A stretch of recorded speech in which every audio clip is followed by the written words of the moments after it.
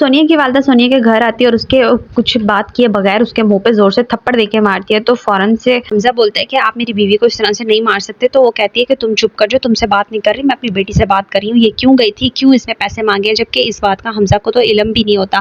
उससे पूछता है कि तुम उनके घर क्यों गई थी? तुमने मुझे तो बताना था ना कम से कम। वो बताती है कि किस तरह से उसने हमारी बाइक को क्रैश किया था, तो मैं उसे कैसे छोड़ देती, मैंने उसे अच्छा सबक सिखा के आई हूँ। जाते-जाते सोनिया की वालदा हमज़ा के पप्पो को अच्छी खासी धमकी देके जाती है, जिसके बाद वो बहुत ज़्यादा डर जाती है। हमज़ा जो है वो नाराज़ हो जाता है सोनिया से कि भई तुमने मुझे बताना था, और वो पैसे उठा के उसकी वालदा को दे देता है। कहता है कि मुझे इन पैसों की बिल्कुल ज़रूरत नहीं है। सोनिया की वालदा घर पे भी आके झगड़ती है और सबसे लड़ाइयाँ कर रही होती है कि उसकी जो बेटी होती है वो मारिया कहती है कि आप ऐसा क्यों कर रही हैं? उन्हें खुश रहने दें, आपको उनके घर जाने नहीं चाहिए था।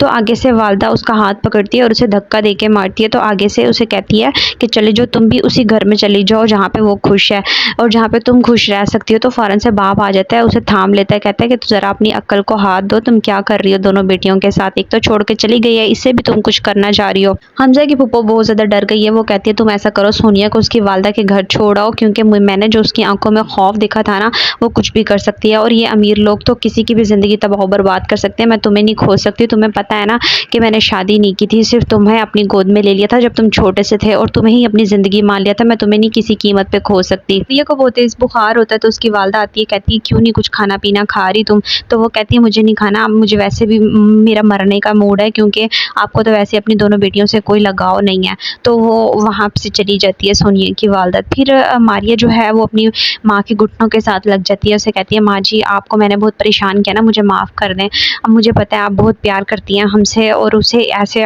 इमोशन में लेकर आती है ताकि सोनिया की वालदा को एहसास होने लगता है, वो उसे प्यार करने लग जाती है। जबकि जुगनू की शादी के लिए रेडी हो जाते हैं हमज़ा और सोनिया, बिल्कुल रेडी होते हैं शादी में जाने के लिए। तो एकदम से जो जुगनू है वो फ़ोन पकड़ती है अपनी फ्रेंड का और उसे कहती है मुझे कॉल करनी है, मैंने सबसे पहले हमज़ा को अपना आप दिखाना है। हमज़ा उसे लेने के लिए आता है, उसके दोस्त का पूछता है कि वो कहाँ है, उसे भी ले चलो। तो वो कहती है वो चली गई है, बस मैं आपके साथ जाऊँगी। और मेरी बात सुने, आपको पता है मैंने आपको क्यों बुलाया? मैंने इसलिए बुलाया था कि सबसे पहले नज़र आपकी मुझ पे पड़े।